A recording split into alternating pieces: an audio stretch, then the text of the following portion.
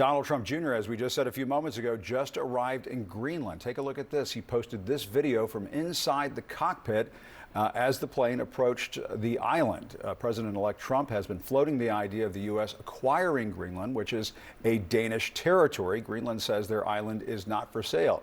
CNN's Fred Pleitgen joins us now. Fred, what are officials in Denmark and Greenland saying about this visit? Well, first of all, they've been saying for the last couple of years, ever since the first Trump administration, that Greenland is not for sale, and they continue to say that as well. It's quite interesting to see that video of what they call Trump Force One descending there into Nuuk, Greenland, which what appeared to be a Trump action figure in the cockpit, on the cockpit dashboard there. We do have some sound actually now from Don Jr. after he landed in Nuuk in Greenland. He, of course, claims that all of this is just a private visit, despite some of the talk from his father. Let's listen in. We're a little pressed for time because we only have a couple hours of daylight, so we got to see everything, but we're really excited to be here. Thank you guys so much. Just here as tourists, seeing it, looks like an incredible place. We've been talking about going for a while. I was actually supposed to be here last spring for some of the stuff I do in my free time, but just really excited to be here.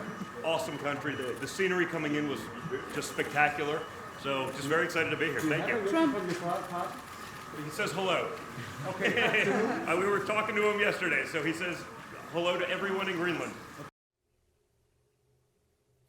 Now, he was asked afterwards, after that took place, whether his father still wants to buy Greenland. He refused to answer that question. He simply sort of went on and left the terminal building there. But of course, we have heard on social media posts from the president-elect that he believes that having Greenland become part of the United States is, as he puts it, a necessity for the U.S. He also says he believes, or he has heard, that Greenlanders are MAGA, as he put it. And again, Jim, this is something that really stems from the first Trump administration, when at that point in time he believed that acquiring Greenland was nothing more than a large real estate deal. Of course, both Greenland and Denmark see that very differently. Both of them have said that the island simply is not for sale, despite the fact that, of course, it is in a very strategic location. We do have to point out the U.S. does have substantial military assets on Greenland, like the Thule Air Base, but also a missile defense radar as well. Another thing that's very concerning for the U.S. is that the Chinese have also tried to get in on Greenland as well.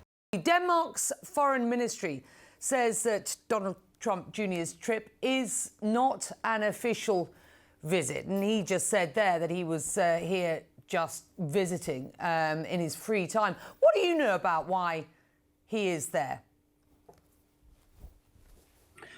Well, what I know about it is that my good friend has been in the U.S. and met with the Trump administration and knew about his private visit here, and he's chaperoning him right now.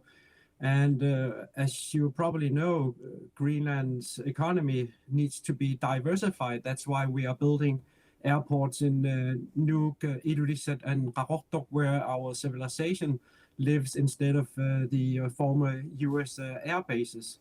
So Donald Trump Jr. and even his father and other administration from the U.S. are extremely welcome here in Greenland as visitors, of course, and also maybe more officially in the future, indeed. Well, you say that he's meeting Erik Jensen, the leader of your party, who you say, am I right in saying, has spent some time with Donald Trump at Mar-a-Lago. Who else will Donald Trump Jr. be meeting? Is it clear? No, there's nothing official, no official meetings, only private meetings, I guess. So it's all the way up to Donald Trump Jr. to meet whoever he wants privately. And as far as I know, there's no official meetings at all. But yeah. But you have suggested that there might be more official meetings in the future. Greenland's Prime Minister says the territory is, and I quote him here, not for sale and will never be for sale. How do you feel about Donald Trump suggesting that it might be for sale? He'd like to buy it as the US president. How do you and your constituents feel about this matter? Of course, we know about Donald Trump's rhetoric, and we absolutely understand that rhetoric, and it's about how you define what he's saying. In regards to controlling Greenland, we are, of course, aware of the geopolitical situation in the world, and we can see that with the Pituffik Space Base, which is a U.S. air base in the North Greenland, should be quite important for the American security and also Canadian and Greenland and maybe also the world. That is absolutely true. So we understand that we need to protect this island and also our allies and North America.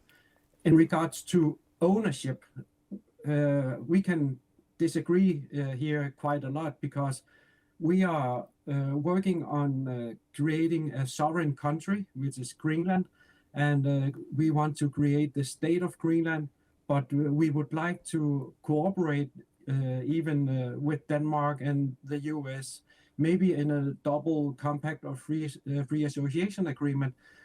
But the main goal here is that Greenland should be Greenlanders' decision on what kind of state we would like to be, and also who we should cooperate with. And our nearest allies, which we have been under the Danish realm for many years. They annexed us in 1953 without referendum. And of course, we would like to give the Greenlandic people the possibility of a referendum for independence or statehood or any kind of political organization.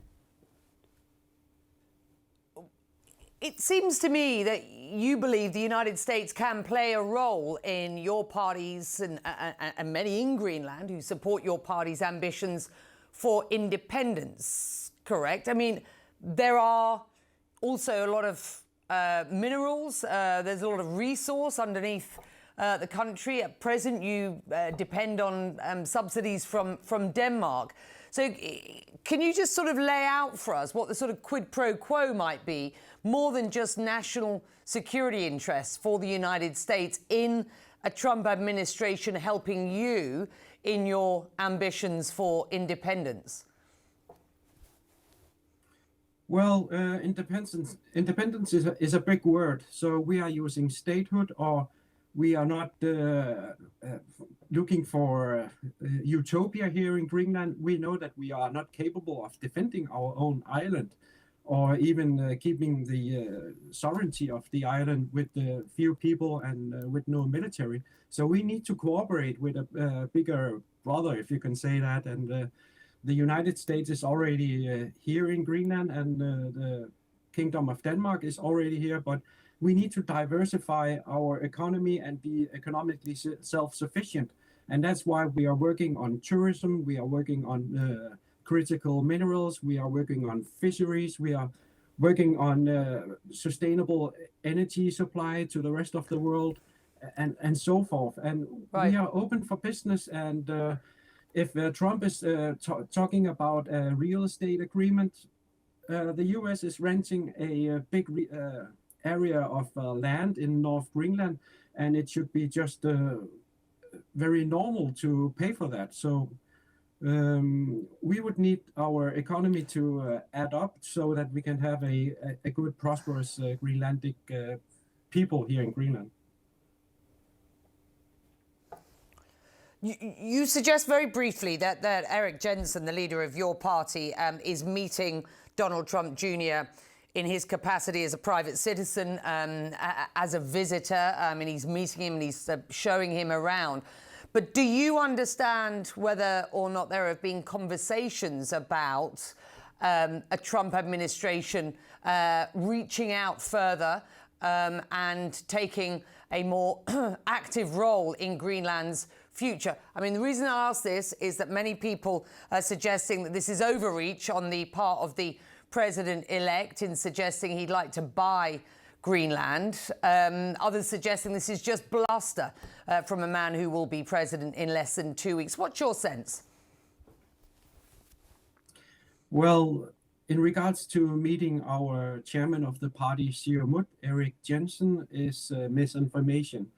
So that has no hold in reality at all. And as far as I know, there are no political meetings with Donald Trump Jr. He's visiting on a private matter here in Greenland.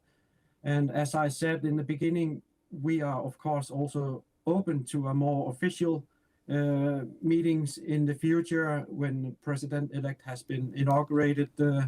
And we have shown, we have seen his social media post, and we, of course, interpret them in different kinds of ways. But according to what kind of rhetoric he has been showing in the past, we are absolutely ready and easy in regards to maybe negotiating with the US in the future when Greenland has decided on what to become independent or what kind of state we want to be.